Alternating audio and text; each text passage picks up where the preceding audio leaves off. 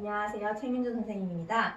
저는 이번 시간에 이 영상에서 제 수업 스타일이 어떤 스타일인지 그리고 어떤 식으로 수업 진행을 하는지에 대해서 간략하게 설명해 드리도록 할게요.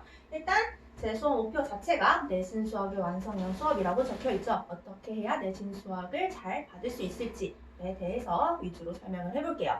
첫 번째 같은 경우는 수업 목표인데요. 첫 번째는 전체적인 수학 체계를 이해를 하고, 두 번째는 완벽한 개념을 이해하며, 세 번째 본인의 문제점을 개선하는 건데요. 간략하게만 설명을 해드리면 수학적 체계 같은 경우에는 저희가 지금 공부를 할 때마다 함수 배우고 방정식 배우고 이렇게 순서대로 가고 있잖아요. 그 순서에서 지금 위치가 전체 수학 공부를 했을 때 어느 위치에 있는지, 그리고 얘네들이 하나로 연결되어 있는데 어떤 식으로 연결지어서 공부하고 있는지에 대해서 연습을 할 거고요. 그다음에 개념 같은 경우에는 요즘 이제 수학을 암기 과목이라고 얘기하시는 분도 많죠. 저도 그렇게 생각을 해요. 그래서 어떤 식으로 공식을 암기하고 개념을 암기해서 유형 문제에 적용을 녹여시키는지 어떤 설명을 해드릴 거고요. 마지막 같은 경우에는 개인의 문제점을 개선을 어떤 식으로 할 건지에 대해서 피드백을 드릴 거예요. 서술형이면 서술형, 시간 부족하면 어떻게 부족한지 개선을 해드릴 거고요.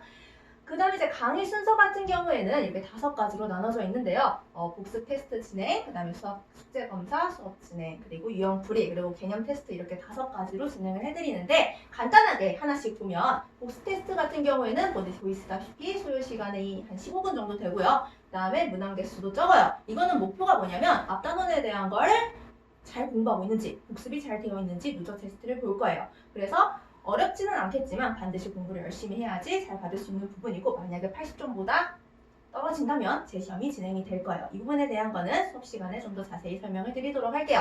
그 다음에 숙제 감수 같은 경우에도 당연히 숙제는 해야겠죠. 불이행 시에는 검사를 따로 받아야 되고, 만약에 그 불이행이 3번 이상 초과됐다 하면 다음 수업은 들어가실 수 없을 수도 있어요. 그거 꼭 명심해 주시고요.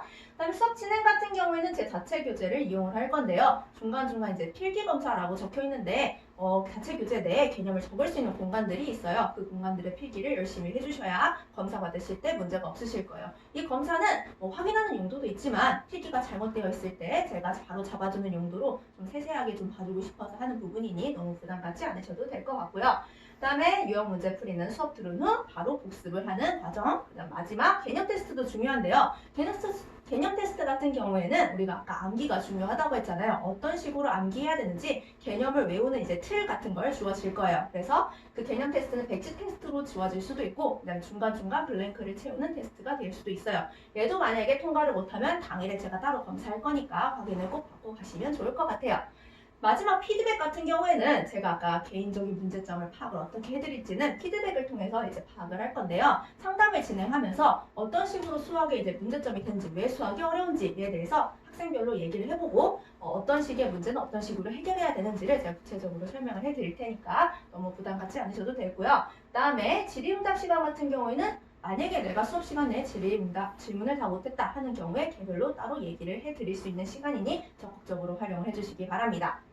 그런 식으로 이제 마지막 같은 경우에 마지막으로는 제가 이제 원활한 수업 진행을 위해서 중요하게 생각하는 부분이 있는데요. 첫 번째는 당연히 무단 지각 결석은 안 돼요. 만약에 이제 지각이나 결석 시에는 반드시 미리 연락을 해주셨으면 좋겠어요. 왜냐면 이제 만약에 수업에 한번 빠지게 되면 수학 같은 경우에는 그 다음 수업에 이어지는 게 굉장히 힘들기 때문에 반드시 중요한 부분이고요. 두 번째 수학 숙제 같은 경우도 제가 3번 이상 불이행 시에는 수업을 못 듣게 한다고 했잖아요. 이거 진심이에요. 그러니까 꼭 확인을 해주셨으면 좋겠어요. 마지막은 모두가 좀 즐겁게 수업 공부를 해주셨으면 하는 마음에서 넣어봤어요. 이런 식으로 제 수업이 되어지니까 모두가 다 열심히 성실하게 한다면 제 수업도 어렵지 않게 들을 수 있을 거라 생각합니다. 감사합니다.